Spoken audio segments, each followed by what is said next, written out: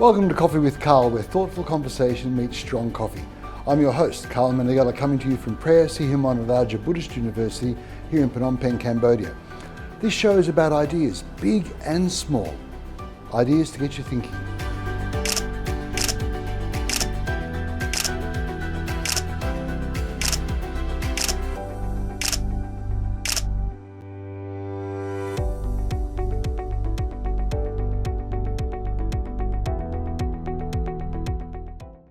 Mr. Kreiser, again, thank you so much for being here. Really Glad appreciate to be it. here. Pleasure.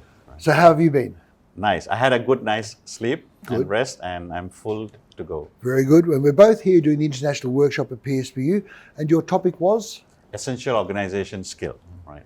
And it's we are talking about the soft skills that are required, which are usually not taught in the universities, in this college, or in the school, but very much required for people to actually excel in the organization. Very valuable skill, not just for students at university, but for students when they leave to the workforce. Having those soft skills, having the organizational skills are critical. And today we're going to talk about leadership, but before that, could you tell us a little bit about your own background? My name is Karl A, and actually I'm a computer science graduate. Part of my life, half of my life, I have worked in IT industry, and then I move on to operations, supply chain management, and later part, I became the leader, the country manager of organizations. And today, actually, I do consultation in operations and supply chain management and in advising leaders. So this is very important for the audience as well. Mr. Kreiser has been advising senior executives, CEOs in leadership. And this is a chance to actually get his insights in this program of ways that you can become a better leader, a more efficient leader. So would you like to tell us a little bit about what you see the problems in leadership? Actually, the most important thing is the leaders do not have vision. Okay. So when they don't have vision, they are actually lost. And when the leader is lost, he can actually propel his organization forward in a very efficient and effective way. So for the leader to be effective, first he have to have a vision where he wants to take his organization towards. Having the vision is okay. He also needs to transmit the vision or Exactly. inculcate it in the culture of the organization. Exactly. So he will need a lot of key soft skills. Skills like he has to have emotional intelligence, he has to have communication skill, he has to have decision-making skill, and he has to have other skill like how to transfer his vision into strategy, and then from strategy into goals, and from goals, how to actually delegate those goals to respective people who are expert in those particular fields. Yes. So an effective leader doesn't necessarily know the depth of all the different subjects. Doesn't need but at he all. or she can lead, motivate, share the vision so that the people who are the experts can then go with a sense of direction. Is that fair to say? Exactly. You said before about emotional intelligence. I've heard of intellectual IQ, but can you tell us more about EQ? So basically, when I grew up, right, at that time, people only talked about hard skill, about IQ. Yes. So only about your mental intelligence, right? But then in actually, you don't need hard skill, you don't need EQ to become a good leader. What you need to do is to understand your people, right? Example, what is their emotional state? And then you provide your sympathy to those states, to the people, right? And things like if they are down, you need to motivate them, right? If they are lost, you need to provide direction Guidance, to them, yes, right? yes. And all this is part of emotional intelligence. And most of the time, the leaders just need to listen. He doesn't need to react. He listens and provides empathy to his people. And that's how he has to influence his people to perform their best. And when you mention that the leader doesn't need to have expertise in the tasks that are supposed to be executed to achieve the goals, in order to achieve the strategy, in order to achieve the main vision, right? In fact, many times the leaders come from a completely different field. Yes, yes. And they actually excel because they do not have that, superficial knowledge of thinking that they know everything. So when they know that they do not know everything, they will depend on people. And that's when they will excel in delegation, in putting the right people to the right in the right task. place. So could we give an example then of, say, a university? Because a lot of our audience will be university students. Right. So let's say we have, for example, a university with different departments. Correct. There's a science department, an education department, there might be a physics department, there could be a law department, there could be a humanities department, a school of medicine. No one's going to have deep knowledge in all of those topics. Exactly. But then the rector comes in, or the vice rector comes in, or the head of department comes in, and he or she may not have the depth of knowledge. Say they come into the School of Medicine, they may not be a surgeon, they may not be a pharmacist, they may not be in a medicine field, but they need to have leadership skills. Exactly. Right. So with those leadership skills, you've already said things like communication skills, emotional intelligence, and I'm sure emotional intelligence is just not understanding other people's emotion, but also understanding your own, what your own triggers Yes, are. that's right. That's Ah, right. excellent. Okay. Do you have any advice for would-be leaders? I think the first thing that the leader or would-be leader has to have is the vision, as I mentioned earlier. Without a vision, you are not a leader, because you don't know how to influence your team, how to guide your team towards that vision. So the first thing is leader have to have vision. The second most important thing is ability to influence the people to achieve that common vision through various goals. So how does a leader influence people? Usually he will influence through his soft skills, like his communication skill, right? His emotional intelligence, and then he needs to make the right decisions at the right time, right? One of the problem with leaders is they don't make decisions. They avoid making decisions for fear of maybe making wrong decision. But that is part of his learning as a leader. He has to make decision. And if his decision is right, it will add to his experience, right? But if his decision is wrong, it will help in his learning experience. So he will know that the next time he needs to avoid making this that kind pitfall. of... Yes. So just recapping on that part, vision, very critical. Influence. Soft skills to help influence. And decision making. Yes. I've seen decision making being taught in universities. Introduction to Decision Making 101, for example. Right. I've never seen soft skills taught as a subject. Why is that?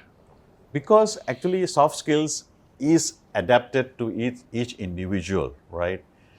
The way, let's say example, the way I communicate, the way you communicate, the way somebody else communicate may be completely different. Yes. But they will be effective in their own way.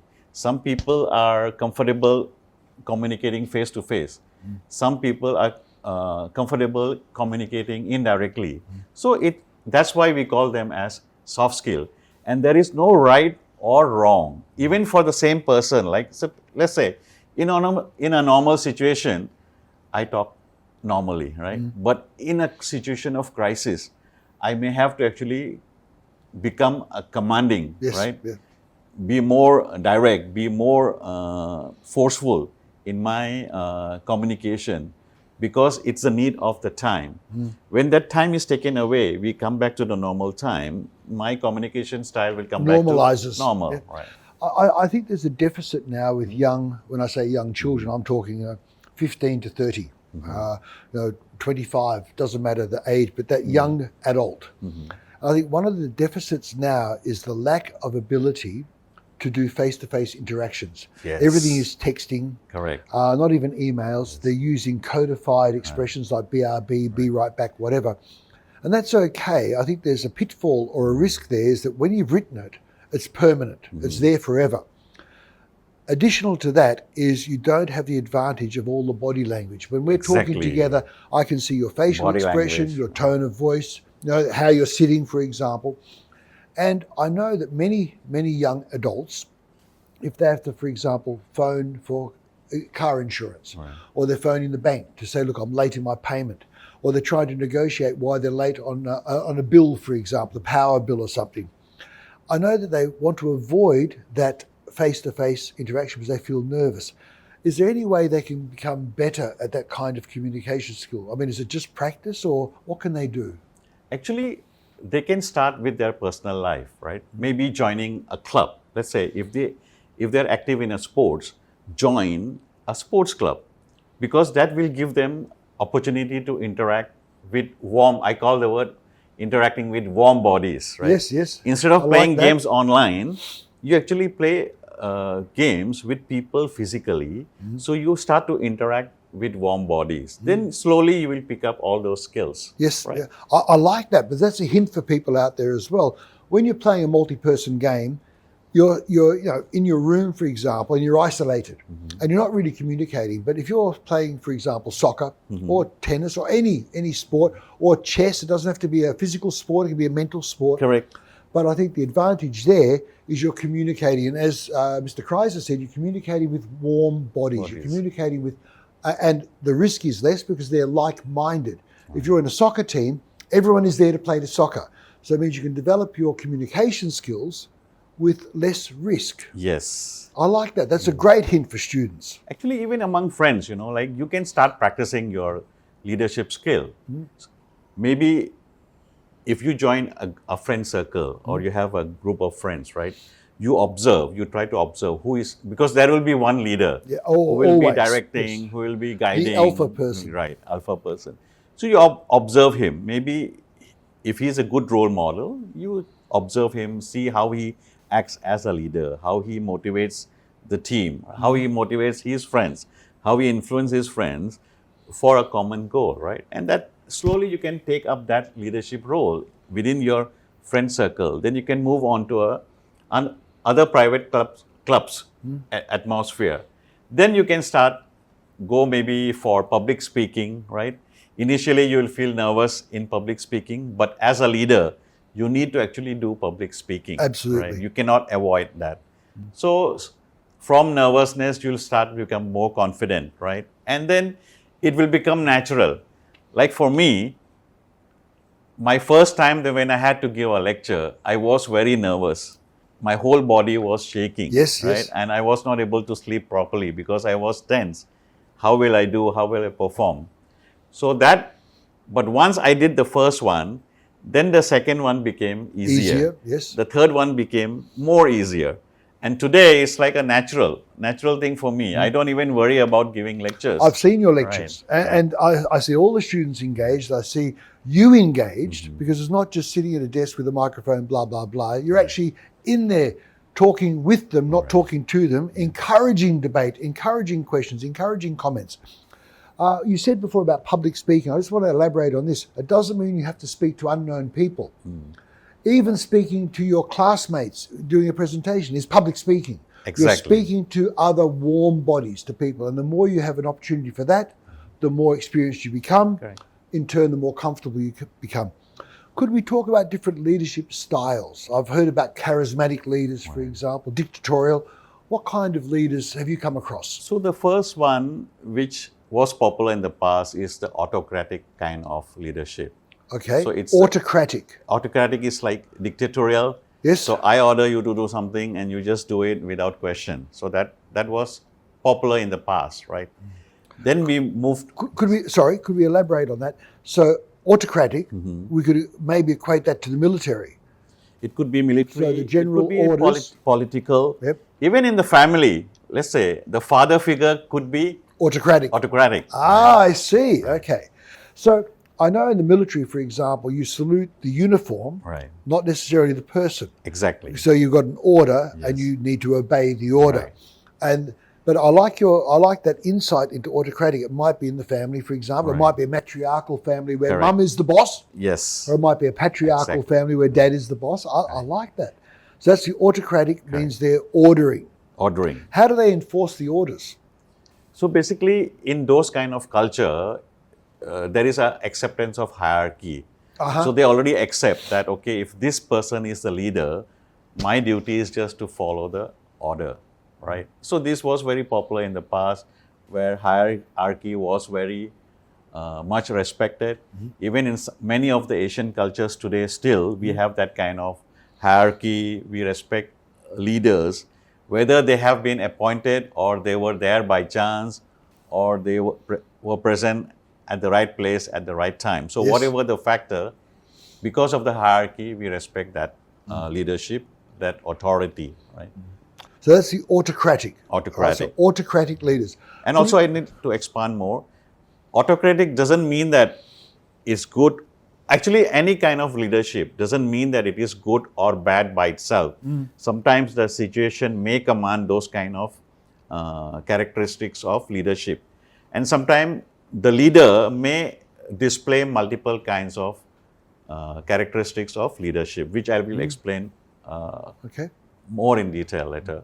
Some other leadership styles you've come across in your experience? So the second one is the democratic style. So where the leader has a vision, but then he will consult with his team and then find the best solution for each aspects of decision making. So it's a collaborative way of making decision and common agreement to proceed towards a direction. So does that mean that he or she is inviting input? Yes. So the autocratic is more about do this, do it now, do it this way. Now. Where the democratic is more about how do we achieve this vision over here? Exactly. And please share your input, your insights, your expertise. Yes. Because those kind of leaders, they are happy to listen to better way. They don't think that their way is the best way. Although they will be confident with their vision, they will be confident with their way, but they are actively listening for better ways. And when they find better ways, they will incorporate that into their decision making. So maybe the democratic leader says, there's where we want to go. Correct. But do you have any ideas of a better way of getting there? Do we go on the highway? Do we go on the back road? Exactly. I like whether it. we row the boat towards that goal, or we walk, or we run, or we take this route, or maybe we fly. So to achieve the same goal, there are various ways. Yes. So as a leader, he will have a particular choice already in his mind. Yes. But as a democratic leader, he will be listened to other ways. He is open. And then when he finds that somebody else's way is better than what he has taught before, he will be ready to accept. So he doesn't feel threatened. Doesn't feel threatened. Right. So then one of the qualities of a democratic leader must be confidence in their own ability. Yes. And trust. Correct. For their... And also active listening skill. Okay. So if you want to be a democratic leader, trust, listening, active listening, not just yes, yes, yes, waiting to interrupt, but active listening and having a chance to digest it. And I think also then the recognition that while you might have the vision, you are reliant on other people to find the best solution of getting there. Exactly. So we're talking about democratic leaders, autocratic leaders. What other kind of leaders have you come into contact with? So the third one is about laissez-faire kind of leadership. So usually in this kind of leadership, the leader is actually installed. So they, against their will maybe, or they are not interested in that kind of leadership. So basically they are laid back. But in that kind, usually the team is matured and the team can actually function on their own. And the leader will delegate all his power to the team. So does that mean that the leader basically is a figurehead? Correct. And the teams are functional units? By themselves. I see, okay, the laissez-faire. Yes. Okay. And then we have the kind of transformational leader. So this kind of leadership kicks in when a change is required, a major change, or when the leader foresee vision of complete change and the organization or the team needs to change according to that. Otherwise, they won't be able to survive, right? So then it's kind of transformational leadership where agility is part of that process. So part of so things have to happen very quickly. Yep. And the team needs to pick up the speed, and then changes need to happen, and a lot of change management will be required, and a lot of training to the team because you are expecting them to do something new, right? Right. So all those. So could that be, for example, like Samsung going from televisions and monitors to telephones? Correct. Maybe installing a leader who can then transform, hence transformational, transform units or whatever to have a new focus for a new product line. Okay, I get it. And when the environment or the future requires change, sometimes the leader sees those change, but they are not able to discard the current, the present. Right. So example is, you see Kodak, right? Yes. Kodak, they were the market leader in photographic film and paper. And camera and processing, right? So they had processing house everywhere. They had factories producing films. They had analog camera. Yes. Right? They were the market leader. And one of their engineer actually invented the digital camera. Right, to the demise of Kodak. Right. But the leader, instead of seeing the advantage and adopt that change, right, decided not to go because he's still stuck with the present of the investment in the factories, Yes. in the processing house and all that, right? So he didn't want that change to happen. In fact, he instructed the engineer to scrap the project. For the digital camera. With the digital camera. In hindsight, a very Right, big mistake. Right. And but anyway, you can't stop technology, right? Change happens. And the competitors picked that up, went into digital photography, digital cameras, and it was demise of Kodak. I remember when people see a nice picture, they'd say, that's a Kodak moment. Yes. And young people think, a what moment? Kodak? Kodak, from the world leaders in photographic paper, photographic film, photographic development, all the chemicals, to now non-existent. Today, our phone is actually a camera. Yep. Right? So, Okay, so we've had transformational. Yes. And then we have the kind of called servant leader. Basically, the servant, he is much more ethical. He wants to serve the people. So you will see leaders like Mother Teresa that wants to serve the people and work like a servant for the benefit of her people. I know in America they love to say you are to serve the people. I think a lot of the times, and in Australia as well, many countries, they are self-serving and not necessarily serving the people. Yes. So those are fictitious leaders. Yes, there are very few Mother Teresas. Yes, very few.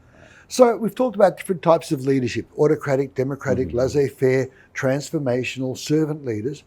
Who do you admire as a leader and why? My favorite leader is Nelson Mandela, right? He was present in the time of apartheid, and we know what happened in those days, right? And he was put into jail. He actually spent 27 years in jail. But during that time in jail, he was actually reflecting on the future of South Africa. Because one day, apartheid will end, right? And what his future country should look like. So he was very, what we say, a kind of forgiving leader. So he was ready to forgive the past and start afresh a new beginning, where he had envisioned South Africa where everyone lived together, irrespective of race, irrespective of color, group, everything, or background, or culture, or even language, or ethnicity, and forgiveness for the past misdeeds, and start afresh and live together. That was his vision. And that's amazing, 27 years as a prisoner. Right. And growing up under apartheid. Right. And then becoming Prime Minister. That's it. Incredible. And then he created a new vision for South Africa. So unlike India, South Africa does not live in the past anymore. It doesn't talk about the past misdeeds. It's talking about the future. It's in the present and the future. Whereas countries like, you see in India, still politicians, they try to twist the past to their political advantage, right? So very few leaders can become like Nelson Mandela. This really insightful today. Thank you so much. We've learned about different types of leadership styles. We've learned about some of the requisite skills. And I think really important was about emotional intelligence. And not just emotional intelligence, knowing how to deal with other people. Correct. But emotional intelligence, being able to reflect upon ourselves, on our actions. Correct. And regardless of where you are now, you may become a person people look up to as a leader. And you'll need to make your decisions on what type of a leader you want to be, what type of a legacy they want to leave. And just to build on your point, part of the emotional intelligence is about managing your own emotions. Yes. The negative emotions. So you should not let your team feel your negative side. That's my challenge sometimes. So managing one's own and emotions. mine also, and you have to. I am improving on that aspect, but still a long way to go. I'm a work in progress. Yes. So speaking about a work in progress, we wish you well in your travels as you become leaders, and thank you so much for your time today. Thank really you very appreciate much. Thank you. Glad. Pleasure. And to our viewers, thank you for watching. Think big, stay curious, and don't be afraid to step out of your comfort zone. I'm Karl Meneghella, and this has been Coffee with Karl. Until our next episode, keep learning. Thank you.